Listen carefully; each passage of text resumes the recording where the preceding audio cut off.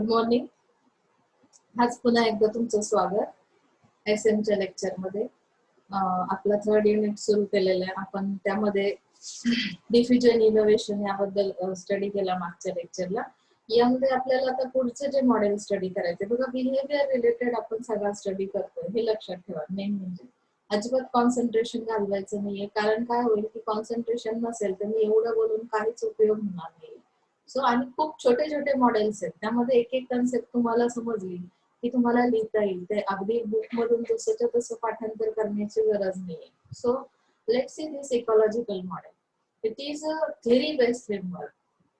SEM म्हणजे काय आहे, तर ह्या सगळा जो पार्ट आहे इकॉलॉजिकल मॉडेल, तर यामध्ये त्यांनी सांगितलंय की it is develop to understand the complex and interactive effects of personal and environmental factors on human behaviour. म्हणजे कशा पद्धतीने आपल्या ह्युमन बिहेवियरवर आपले पर्सनल आणि एन्व्हायरमेंटल फॅक्टर्स इफेक्ट करतात आणि इंटरॅक्शन त्या ह्याच्यामध्ये कसं होतं. So it gives a better understanding about organizational leverage points and intermediaries affecting behavior, especially for health promotion within organization. मग हेल्थ रिलेटेड प्रमोशन्स कसे दिले जातात. There are categorise into 5 hierarchical levels. म्हणजे आपण जशी फर्स्ट इयरला मास्लरची हियरार्चिकल थेअरी स्टडी केली की स्टेप बाय स्टेप आपल्याला एक एक नीड कम्प्लीट करत जायचंय. सेम ऍज इट इज इथे तुम्हाला काय करायचंय, इकॉलॉजिकल मॉडेल मध्ये तो जो कोणी कस्टमर आहे ज्याचं बिहेवियर तुम्ही चेंज करता त्यामध्ये हियरार्चिकल लेवल्स यूज करायची आणि या पद्धतीने तुम्हाला काय करायचंय, इंडिव्हिज्युअल, यामध्ये तुम्ही बघू शकता individual, interpersonal, community, organisational, policy enabling environment. आपण हे सगळं इथे डायग्राम मध्ये बघू शकतो. डायग्राम काय सांगते तुम्हाला की ही हियरार्चिकल मॉडेल सारखी डायग्राम आहे. म्हणजे first need you have to complete first individual knowledge, second is interpersonal, third is community, fourth is organizational, and fifth one is policy. That means enabling environment. Okay, so let's see policy. Policy म्हणजे काय आहे, तर local, state, national and global laws and policies. म्हणजे काय की इथे आपल्याला त्यांनी सांगितलं prohibiting use of tobacco in public places. म्हणजे आपल्याला पब्लिक प्लेसला टोबॅकोला काय करायचंय, प्रतिबंध करायचा आहे. मग तशा पद्धतीचं बिहेवियर आपल्यामध्ये आणायचं. आपली policy, health care policy, services ज्या आहेत त्यांची पॉलिसी काय आहे, रिस्ट्रिक्शन कुठलं दिलेलं आहे. Increase in tax on cigarettes, म्हणजे जे काही हार्मफुल असे प्रोडक्ट्स आहेत आपल्या हेल्थसाठी किंवा अल्कोहोल आहे त्याच्यामध्ये टॅक्सचा रेट वाढवला तर काय होईल की कदाचित तुमचं बिहेवियर, तुम्ही कशा पद्धतीचे पर्सन आहात त्यानुसार तुमच्या बिहेवियरवर तो फॅक्टर अफेक्ट करेल. त्यानंतर सांगितले पॉलिसीज रिलेटेड टू व्हायलन्स. आता सोसायटीमध्ये जे काही व्हायलन्स होतात त्यामध्ये social injustice, green policies, foreign affairs, global warming, हे सगळे society related, environment related issues आहेत. मग त्यामध्ये आपण नक्की कुठली पॉलिसी अप्लाय करायची ते आपण काय करणार आहोत, फर्स्टली इथे डिसाइड करणार आहोत, पॉलिसी डिसाइड करायची. Second thing is community. Now includes relationship among organizations, institutions and informational network within defined boundaries. जेव्हा तुम्ही एखादी पॉलिसी डिफाइन करता तेव्हा त्या कम्युनिटीशी तुम्हाला रिलेशनशिप तयार करावी लागेल. मग ती ऑर्गनायझेशन असेल, इन्स्टिट्यूशन असेल, जे की त्या इश्यूवर काम करणार आहेत ते काय करणार आहेत की तुमचं बिहेवियर चेंज करण्याचा प्रयत्न करणार आहेत. Firstly you have to develop your relationships with organisations. Okay, so next thing is includes location of essential services. मतलब कि यहाँ पे क्या करना है कि लोकेशन कौन सा है, जहाँ पे कौन सी सर्विस की जरूरत है, कौन सा, मतलब सोसाइटी का अगर हम सोचते हैं तो उसमें कौन सी सर्विसेज, जरूरतमंद सर्विसेज कौन सी है, तो उसमें आता है bank, schools, parks, restaurant, farmers market. तो ये इन सारी चीजों को आपको क्या करना है, कंसिडर करना है. ओके, कम्युनिटी के रिलेटेड हमें क्या करना है कि इतना सारा स्टडी करना है, इसेंशियल सर्विसेज को ध्यान में रखना है, आपका जो रिलेशनशिप है वो मेंटेन करना है. सेकेंड इसमें कम्युनिटी में. थर्ड थिंग आती है आपकी इंस्टीट्यूशनल फैक्टर्स, यानी कि यहाँ पे जो भी ऑर्गेनाइजेशन काम करने वाली है, organisational characteristic and formal rules and regulations for operations. तो ऑर्गेनाइजेशन किस तरह के रूल्स फॉलो करती है, ऑर्गेनाइजेशन के खुद के भी कुछ प्रिंसिपल्स रहते हैं, आपको मैंने पहले भी बताया कि कोई भी काम विदाउट प्रिंसिपल नहीं चलता है, उसके लिए कुछ नॉर्म्स कुछ रूल्स बनाए जाते हैं। तो इसके हिसाब से हमें इसका भी यहाँ पे स्टडी करना है। Includes campus climate, class schedules, यानी कि अगर आपको इसकी क्वालिटी कैसी है, ऑर्गेनाइजेशन जो भी कुछ काम करने वाली, तो वो चेक करने के लिए आपको एनवायरमेंट रिलेटेड वो कौन सी पॉलिसी बना रहे, एयर क्वालिटी के लिए क्या करते हैं, सेफ्टी वेयर्स कौन से यूज कर रहे हैं, तो इसके बारे में हमें क्या करना है, उसका ऑर्गेनाइजेशन का स्टडी करना है। That is institutional factors. Interpersonal process में क्या आता है, includes formal and informal social networks, यानी कि सोशल सपोर्ट सिस्टम को हमें देखना है। प्राइमरी ग्रुप्स कौन से है कि that means roommates, supervisors, resident advisors, rituals, custom, traditions and recreation. तो यहाँ पे फर्स्ट इंक्लूड्स फैमिली, मतलब आपके जो फैमिली मेंबर्स है उनका कितना इम्पैक्ट है आपके बिहेवियर पे। वर्क ग्रुप कैसा है आपका, जहाँ पे आप काम करते हो, तो कलीग्स आपके जो साथ रहते हैं उनका नेचर, उनका बिहेवियर किस तरह का है। जैसे कि अदर फैक्टर्स का भी इन्फ्लुएंस हमारे बिहेवियर पे होगा। सो फ्रेंडशिप कैसी है आपकी, फ्रेंडशिप का जो नेटवर्क है वो किस तरह का है। तो अगर आप अच्छे काम में एंगेज रहते हो तो इस तरह से आपके बिहेवियर पे इम्पैक्ट रहेगा। ओके, सो इंट्रापर्सनल फैक्टर्स भी स्टडी करना है। That includes characteristic of individual that influence change. That means here important factor is knowledge, your knowledge, attitude, behavior, self concept. बहुत सारे लोगों की सेल्फ कंसेप्ट क्या रहती है, एक तो वो 50% लोग जो है बहुत लो कॉन्फिडेंट रहते हैं, खुद के बारे में उनको कभी कॉन्फिडेंस नहीं रहता। और कुछ लोग ऐसे हैं कि कॉन्फिडेंट रहेंगे, एक सेकेंड पार्ट आएगा और थर्ड पार्ट जो है वो ओवर कॉन्फिडेंट होते हैं। तो इस तरह का अगर आपका बिहेवियर है तो उसका भी हमें स्टडी करना पड़ेगा कि नॉलेज आपके पास कौन सा है, स्किल कौन से है, जेंडर कौन सा है, रिलीजियस आइडेंटिटी क्या है, इकोनॉमिक स्टेटस क्या है आपका, वैल्यूज आपके क्या है, वैल्यूज कैसे डिफाइन करेंगे कि आपका कैरेक्टरिस्टिक समझ में आएगा, growth need, age, time management skill, healthy literacy and assessing health care facility. ये इंट्रापर्सनल फैक्टर्स है जो कि आपके बिहेवियर पे इम्पैक्ट करते हैं। Stigma of assessing counselling services, कि आप काउंसलिंग सर्विसेज में किस तरह से बिहेव करते हो, काउंसलिंग की अगर सर्विस है तो उसमें आपका एटीट्यूड किस तरह का है। तो यहाँ पे इतनी सारी चीजें हमें, इकोलॉजिकल मॉडल जो एनवायरनमेंट पे क्या करता है, एनवायरमेंटल मॉडल है ये। एनवायरनमेंट पे किसका मतलब उन्होंने स्टार्टिंग में ही बताया कि एनवायरनमेंट रिलेटेड जो भी आपका नॉलेज है, see here, please develop, understand the complex and interactive effects of personal and environmental factors on human behavior। तो एनवायरमेंट में कौन से फैक्टर्स है, आपके पर्सनल कौन से फैक्टर्स है जो कि हमने अभी डिस्कस किए, तो उनका पूरा के पूरा इम्पैक्ट आपके बिहेवियर पे रहेगा। तो उस फैक्टर्स को हमने यहाँ पे स्टडी कर दिया। पॉलिसी के बारे में सोचा, कम्युनिटी के बारे में सोचा, इंस्टीट्यूशनल फैक्टर्स के बारे में सोचा। ये सब फैक्टर्स हमारे माइंड के ऊपर बिहेवियर पे क्या कर रहे हैं, इम्पैक्ट कर रहे हैं। ओके, इकोलॉजिकल मॉडल समझा। अभी now theory of reason action. अभी यहाँ पे जो भी थियरी यूज कर रहे हैं, रीजन एक्शन मतलब this theory is called as TRA model. TRA model में क्या किया है, it was developed by Fishbein and Ajzen in the late 60s। यानी कि अभी इस थियरी को अगर एक्सप्लेन करना है तो रिलेशनशिप हमें बतानी पड़ेगी in between attitudes and behaviours.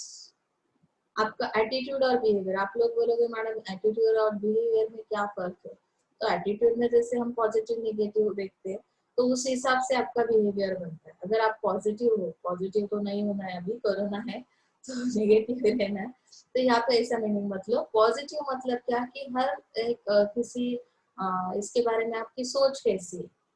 अगर बारिश आ रही है, आप कॉलेज के लिए निकल चुके हैं घर से, तो आप लोग जो पॉजिटिव पर्सन है वो सोचेंगे कि शायद रुकेगी। जो निगेटिव एटीट्यूड के पर्सन है क्या करेंगे, तो रुकने वाली ही नहीं है, बाहर ही नहीं निकलते, अभी आज के दिन छुट्टी लेते, थोड़ी देर बाद शायद बारिश रुकती भी है।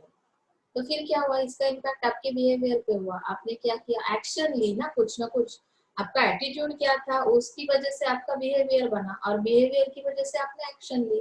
दो टाइप के एटीट्यूड मैंने एक्सप्लेन किए, that is called theory of reason action, कि कौन से रीजन से आपने वो एक्शन ली है, किस तरह का एटीट्यूड है। Is that clear? So let us see this diagram. Belief and evaluation. कियारे ने क्या दिया है डायग्राम देखो. Attitude towards behavior, normative beliefs and motivation to comply, subjective norms, behavioral intention, actual behavior. तो अभी यहाँ पे बिलीफ्स किस तरह के हैं, आप किस चीज पे बिलीव करते हो. ओके. एटीट्यूड टुवर्ड्स बिहेवियर मतलब इस तरह से आप जिस चीज पे भी ट्रस्ट करते हो, बिलीव करते हो, तो इसकी वजह से आपका एटीट्यूड क्या करेगा, इम्पैक्ट करे, एटीट्यूड बनेगा और उसका इम्पैक्ट आपके बिहेवियर पे होगा. मैं अगर मदर तेरेसा पे बिलीव करती हूँ, उनका जो भी काम है मुझे पसंद है, तो फिर मैं क्या करूंगी, एटीट्यूड मेरा कैसा बनेगा कि मुझे सोशल वर्क में इंटरेस्ट आएगा. तो बिहेवियर क्या कहता है कि सोशल इश्यूज पे काम करेंगे. Is that clear. Behavioural intention उस तरह का बन गया और एक्चुअल बिहेवियर में सोशल वर्कर बन गई. Is that clear. Normative believes अभी यहाँ पे जो दिया है, normative believes and motivation to comply.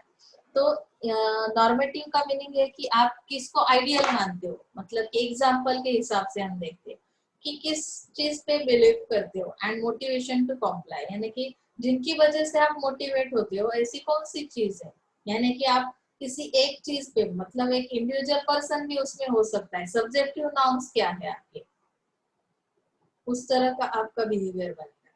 मतलब कि यहाँ पे अगर आप किसको, अगर हम लीडर्स का भी नाम ले सकते हैं किसी भी,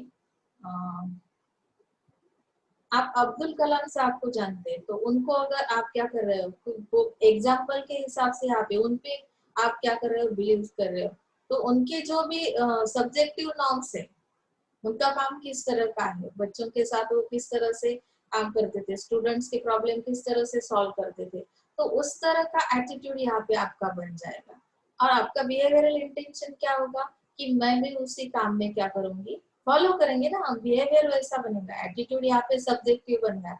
सब्जेक्ट क्या था उनका कि वो नॉलेज प्रोवाइड करते थे, स्टूडेंट्स के हर प्रॉब्लम सॉल्व करते थे.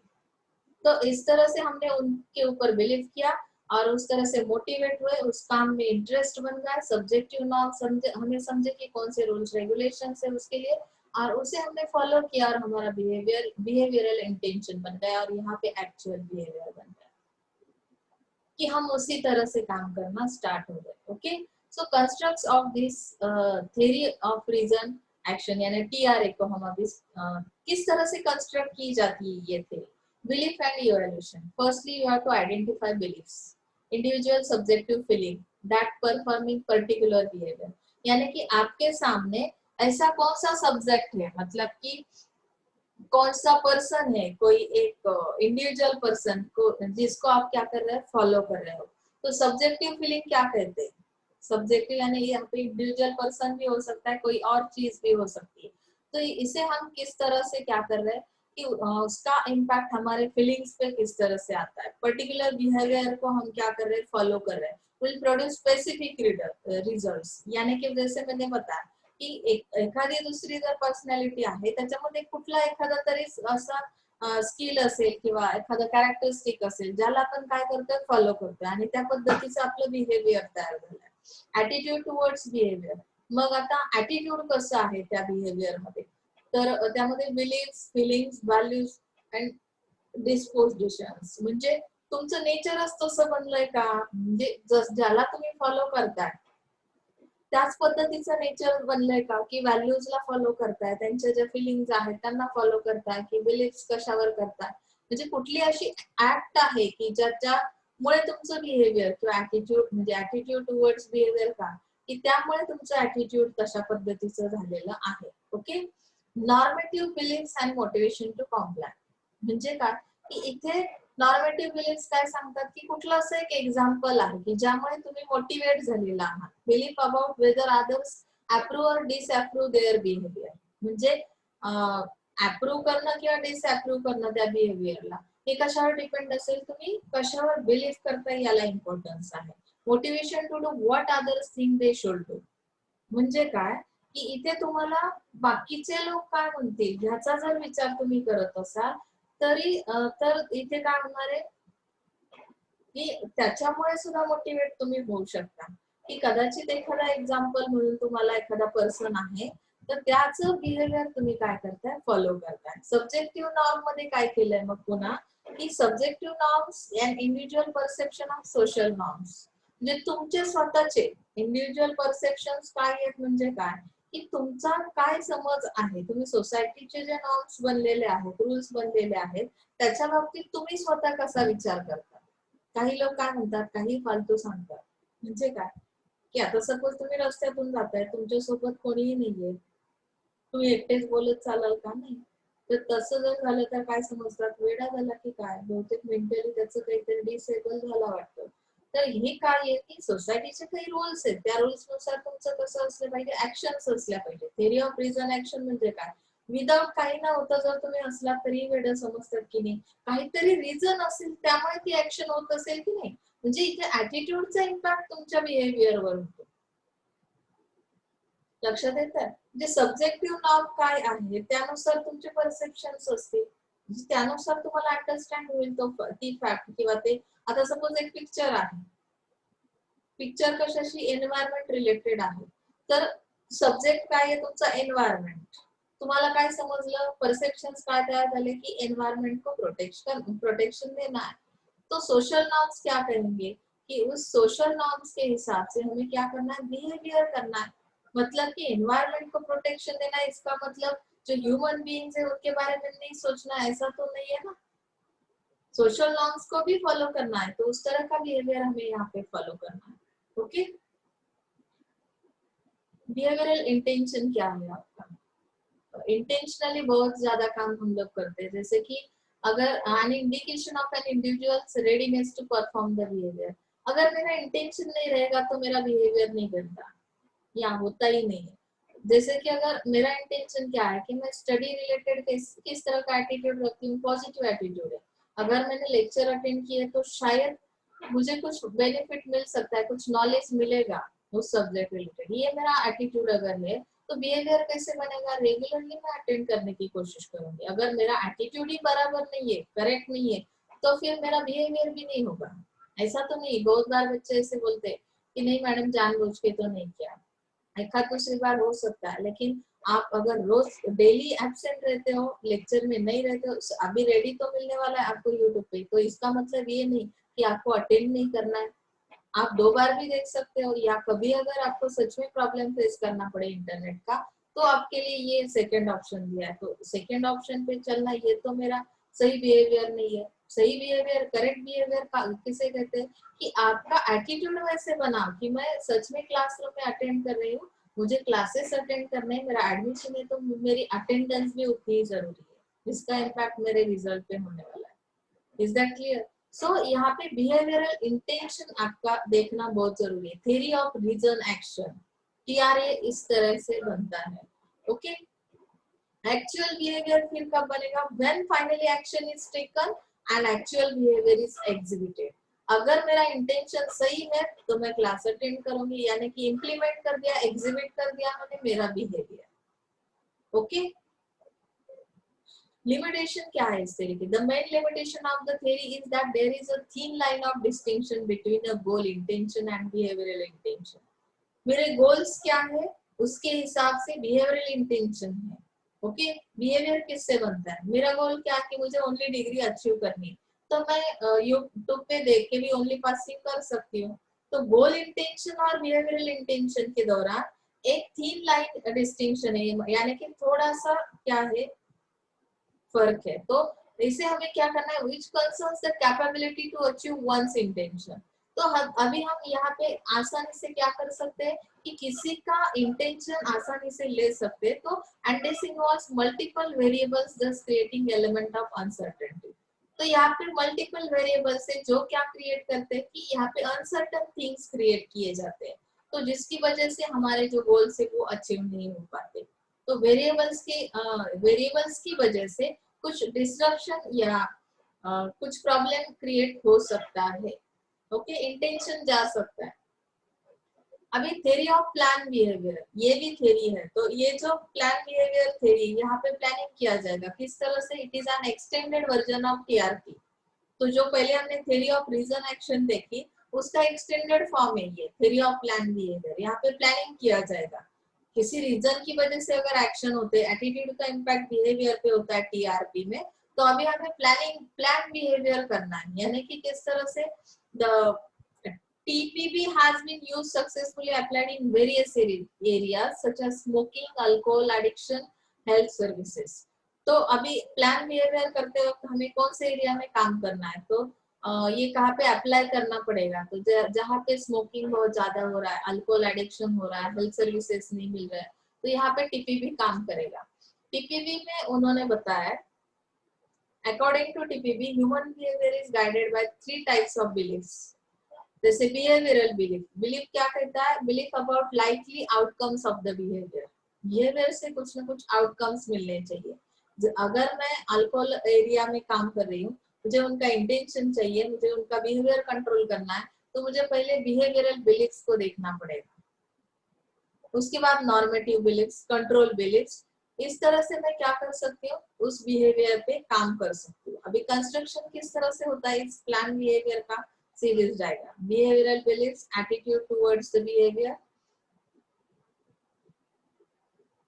यहाँ पे एटीट्यूड कैसा है बिहेवियर में, नॉर्मेटिव बिलीफ्स, यहाँ पे आपने एग्जांपल ले लिया, एग्जांपल के हिसाब से आप बिलीव करते हो। सब्जेक्टिव नाउन से कोई इंडिविजुअल पर्सनैलिटी है जिसके खुद के रूल्स है, खुद के परसेप्शन है।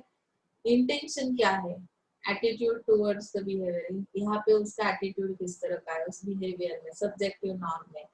तो कंट्रोल बिलीफ देखेंगे, परसीव्ड, किस तरह से इसे कंट्रोल किया जा सकता है, परसीव्ड बिहेवियरल कंट्रोल, यानी कि आपको क्या अंडरस्टैंड हो रहा है कि बिहेवियर को अगर कंट्रोल करना है तो एक्चुअल बिहेवियरल कंट्रोल क्या है, बिहेवियर को कंट्रोल करो। यहाँ पे इंटेंशन और बिहेवियर, ये दोनों चीजें प्लान बिहेवियर के अंदर इंपॉर्टेंट है। Okay, so let's see attitudes. 6 constructs suggest in individuals actual control over his or her behavior। मतलब एक्चुअली जो कंट्रोलिंग सिस्टम है इंडिविजुअल एक्चुअल कंट्रोल, तो वो किसके थ्रू की जाती है, कि कंस्ट्रक्शन किया है उसका, जिसके थ्रू हम हमारे बिहेवियर पे कंट्रोल कर सकते हैं, यानी कि attitude. This refers to the positive और negative feeling of the individual's behaviour, it takes into consideration the behavioural outcomes, यानी कि पॉजिटिव नेगेटिव फीलिंग्स जो है बिहेवियर के अंदर, that is called your attitude.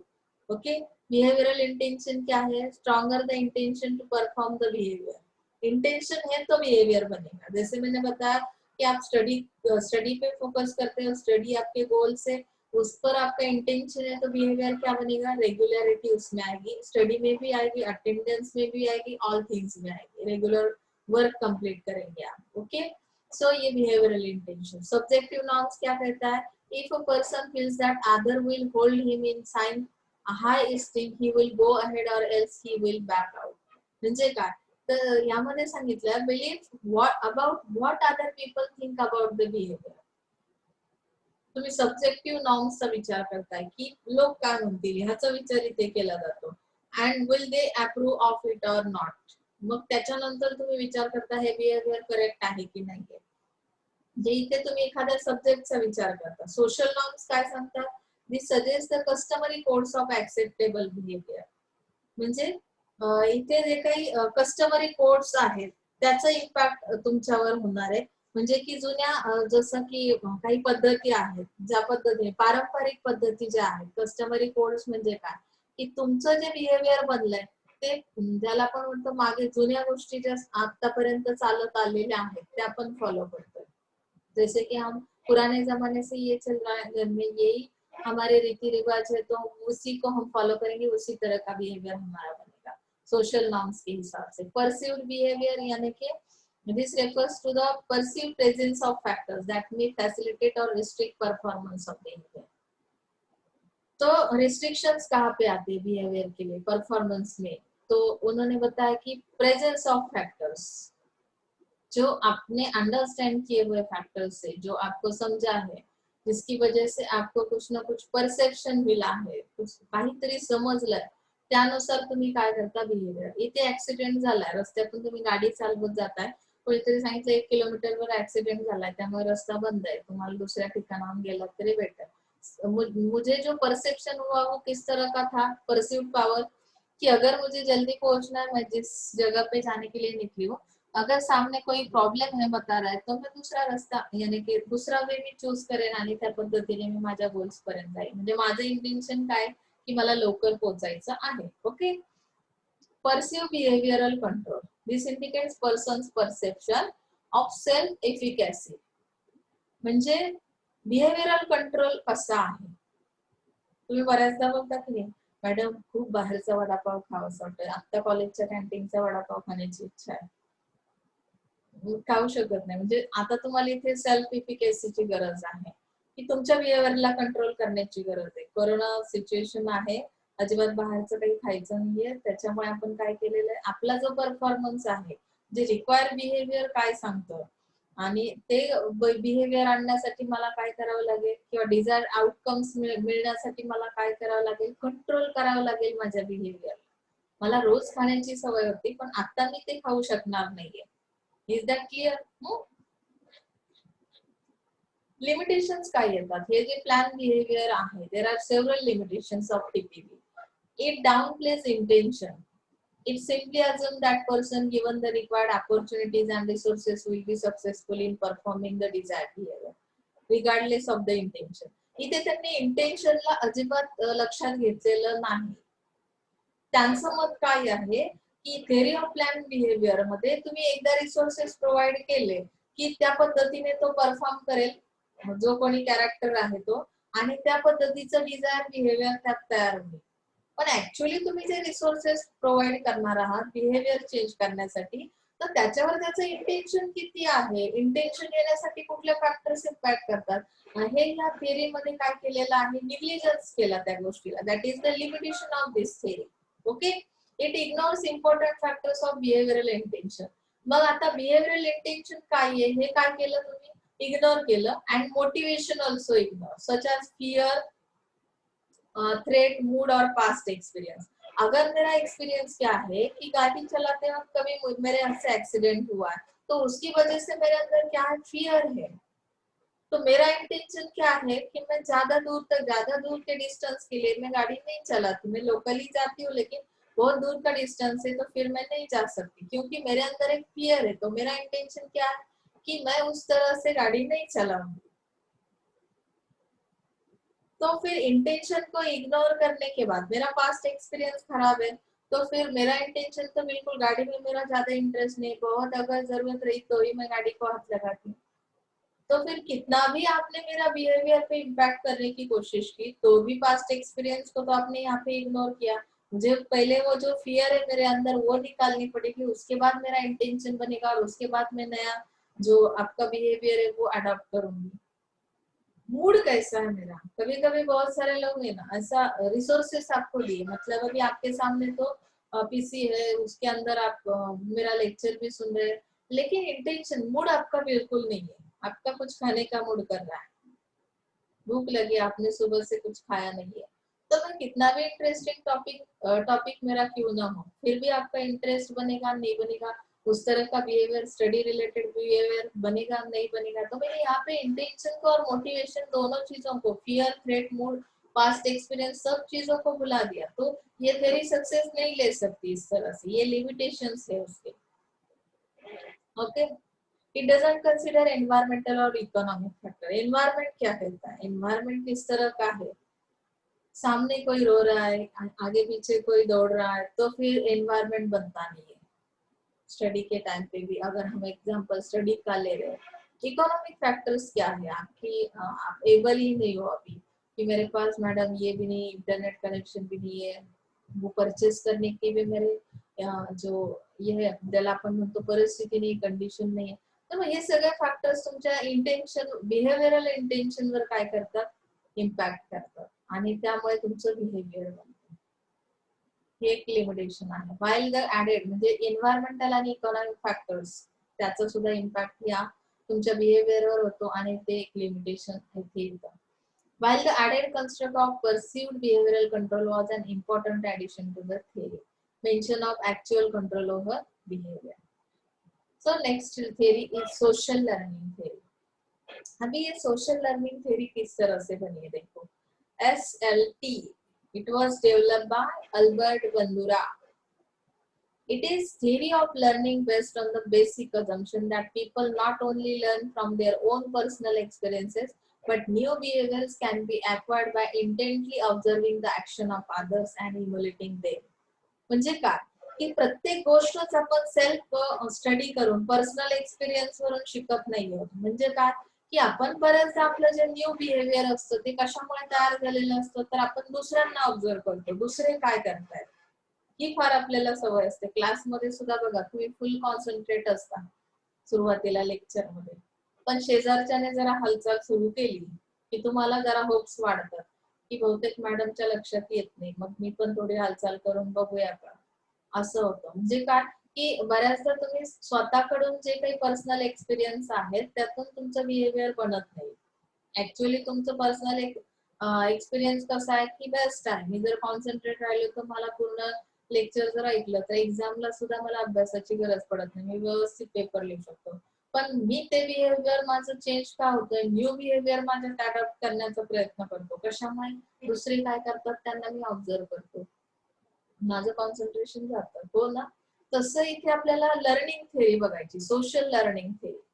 It has been useful in explaining how people can learn new things and develop new behaviors by observing other people. कशा पद्धतीने तुम्ही बाकीच्या लोकांकडून शिकताय किंवा बाकीच्या गोष्टी ज्या आहेत त्या कशा पद्धतीने तुमच्या बिहेवियर मध्ये येत आहेत, तर याचा आपण इथे स्टडी करणार आहोत. Okay, observational learning process among people. So basic concept in social learning थे, अभी लर्न करना है, कुछ तो सीखना है. तो ऑब्जर्वेशनल लर्निंग क्या है? It explains the nature of children to learn behaviours. अभी छोटे बच्चे जो रहते हैं किससे सीखते हैं, घर में जो फैमिली मेंबर से बड़े हैं, तो बड़े जो भी एक्शन करेंगे उसको फॉलो करते हैं. तो इस तरह का बिहेवियर हमारा है. ऑब्जर्वेशनल लर्निंग इस तरह से होता है कि कोई खाने की जो भी आप एक्शन करते हो तो छोटे बच्चे आपको फॉलो करते हैं, उसी तरह से खाना खाते हैं. So it was noticed that the kids imitated the adult and were behaving aggressively towards it. And after his studies, Bandura came up with 3 basic models of observational learning. तो अभी उसके ऑब्जर्वेशन लर्निंग के 3 models. एक है live model that includes an actual person performing behaviour. मेरा खुद का behaviour जो है original, that is live model. मैं जो भी हूँ जैसी भी हूँ, आप लोग बोलते हैं ना मैं खुली किताब हूँ, that is your live model. Verbal instruction model means what?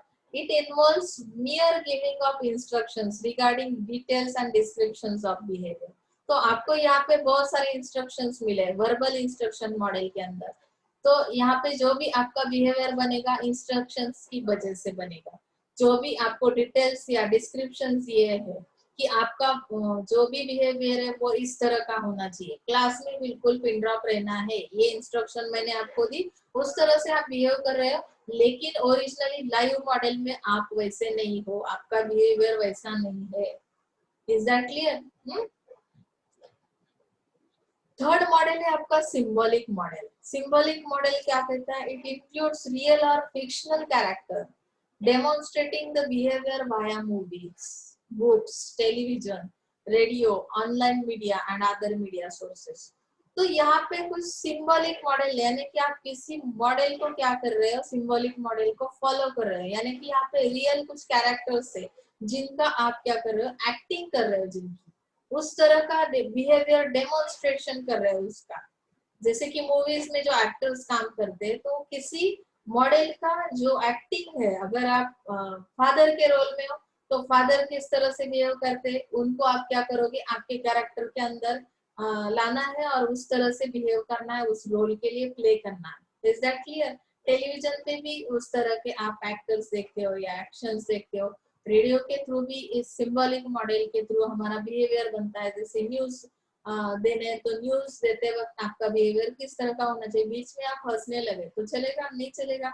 यहाँ पे आप सिंबॉलिक मॉडल हो, यानी कि आपको किस तरह से बिहेव करना है ये बताया गया है. यहाँ पे डेमोन्स्ट्रेशन जो भी होगा आपके बिहेवियर का वो सही से होना जरूरी है. So that is a symbolic model. Okay, so characteristic of an effective model. अभी इसके कैरेक्टरिस्टिक्स क्या है?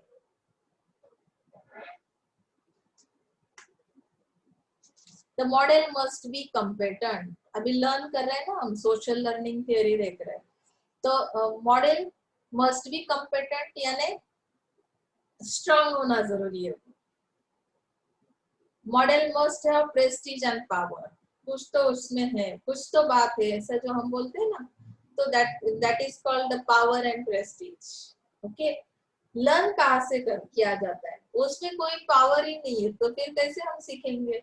कोई भी चीज कब हम फॉलो करते हैं, जब हमारे माइंड पे उसका इम्पैक्ट होगा। माइंड पे इम्पैक्ट होने के लिए उसमें कुछ तो होना जरूरी है ना। तो उसके लिए तो हम लोग बहुत सारे, अगर क्लास में आप लोग रहते तो मैं बहुत सारे एग्जांपल दे सकती थी। अभी थोड़ा लिमिटेशन आता है, ऑनलाइन चल रहा है, तो मैं आपको ज्यादा डिस्टर्ब नहीं करूंगी। Albert Bandura states that internal mental state of person plays a pivotal role in the learning process। यानी कि आपकी मेंटल स्टेट क्या है,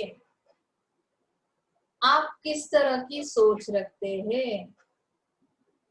मेंटली वायबल होना तो क्या रहता है वो, आप स्टेबल नहीं हो। बहुत बार बोलते हो कि अगर मम्मी ने कहा कि अभी स्टडी करो, अगर लेक्चर चल रहा है तो आप दूसरा काम क्यों कर रहे हो, तो आप बोलते हो मैं अभी आज मेंटली स्टेबल ही नहीं हूँ। क्यों नहीं हो, या उसका इम्पैक्ट क्या हो रहा है कि लर्निंग प्रोसेस पे हो रहा है, आप कुछ ग्रास्प नहीं कर पा रहे हो। That means internal mental state of a person plays a pivotal role in learning process। यानी कि इसका मेन इम्पोर्टेंट रोल है लर्निंग प्रोसेस में। मेंटली किस तरह से आप स्टेबल हो, ये कौन कह रहा है? Albert बंदुरा। So according to him, in addition to external factors affecting learning and behavior, external factors भी इस पे impact करते हैं। So learning does not mean that there will be a total change in the behavior of an individual। यानी कि कोई भी अगर behavior implement करता है, किसी और को क्या कर रहा है, follow कर रहा है, that means they are not totally change their behavior। कुछ चीजें हम क्या करते हैं, लर्न करते हैं। जैसे वो कैसे चल रहा है, चलने की एक्शन है, किसी के हंसने की एक्शन है, जो भी हमें चीज क्या होता है जिसपे हमारा इंटेंशन रहता है, उस तरह से हम क्या करेंगे, या लर्निंग करेंगे। हमारी मेंटल स्टेबिलिटी किस तरह की है, हम मेंटली किस तरह से सोच रखते हैं, एटीट्यूड किस तरह का है हमारा, उससे हम क्या करेंगे, कोई एक चीज हम फॉलो करेंगे। पूरा के पूरा हमारा कैरेक्टर कोई चेंज नहीं कर सकता। ओके ना। Social learning theory, modeling process in social learning theory। Now we have to see the steps in modeling। The modeling process includes the following steps which help in ensuring success in social learning। अभी जो model बनाया जाएगा ना social learning theory का, तो उसके लिए उन्होंने कुछ स्टेप्स एक्सप्लेन किए कि जिसकी वजह से हम सोशल लर्निंग कर सकते हैं, सक्सेस मिल सकता है सोशल लर्निंग के थ्रू। तो यहाँ पे अटेंशन होना जरूरी। Social learning theory states that for the learning to be effective total attention should be on the behaviour. Attention का होना बहुत जरूरी है। Being observed by blocking all other things which distracts your attention। यहाँ पे बाकी चीजों को ब्लॉक करना है, ओनली एक ही चीज पे हमारा अटेंशन देना है। जैसे कि हम लोग क्या कर रहे हैं, अभी लेक्चर भी शुरू है सामने, और दूसरी चीज कि हम सोशल मीडिया से कनेक्टेड है, हम उस पे किसी से चैट भी कर रहे हैं, तो ये क्या है, गलत है। आपका इंटेंशन ही नहीं है, इंटेंशन नहीं तो कोई चीज लर्न नहीं कर सकते हम लोग। बाकी चीजों को आप ब्लॉक कर दो। ब्लॉक करने से क्या होगा कि अटेंशन आएगा, अटेंशन की वजह से लर्न होगा। तो सोशल लर्निंग भी इसी तरह से बनता है। ये मॉडल भी फर्स्ट स्टेप में यही करता है। रिटेंशन मतलब क्या है कि हमें पकड़ के रखना है। Retention of the observed behaviour holds utmost importance और else the entire process becomes futile. जब तक कि हमें सक्सेस नहीं मिलता है, तो वो ऑब्जर्व किया हुआ बिहेवियर हमें क्या करना है, रिटेन करना है, यानी कि यहाँ पे पकड़ के रखना है। रिप्रोडक्शन करना है मतलब क्या है, ये साइंस का रिप्रोडक्शन बिल्कुल नहीं है। इसमें दिया once the about two steps are accomplish, अगर आपका अटेंशन है, आपका रिटेंशन है, तो यहाँ पे the next step is to reproduce all that you have learn. That means for this constant practice helps in achieving perfection। Reproduction कब होगा? अगर मैंने कुछ चीज अटेंशन देके मैंने लर्न किया है या रिटेंशन मेरा कंटिन्यूअस है, तो मेरा परफेक्शन आएगा। जो भी मैं अचीव करूंगी उसमें परफेक्शन होगा, मतलब मुझे यहाँ पे आउटकम्स मिलने वाले, रिजल्ट्स मिलने वाले। Is that clear? For continuously adopting the behavior, individual needs to be motivated. अगर मैं कंटिन्यूअसली इसी तरह से बिहेव करूंगी तो मेरा मोटिवेशन बना रहेगा, और because of this can be achieve by using the carrot and stick approach. एक तरह से आप क्या बन जाते हो, जैसे हम लोग बोलते हैं ना, बहुत स्टिकी अप्रोच है इसका, मतलब बिल्कुल इसका इंटेंशन जाता नहीं है, बिल्कुल कॉन्सेंट्रेट रहता है जब भी कोई चीज वो लर्न करता है। इंटेंशन, रिटेंशन और रिप्रोडक्शन ये कंटिन्यूअसली उसके बिहेवियर में दिखता है। Is that clear? So social learning and social cognitive theories, ये थ्योरी हम नेक्स्ट लेक्चर में देखते हैं। अभी हम यहाँ पे रुकते हैं। सो आपको समझा ही होगा, ऐसा मैं इमेजिन करके यहाँ पे रुकने वाली हूँ। नेक्स्ट लेक्चर में हम social learning and social cognitive theory को स्टडी करेंगे। So thank you so much.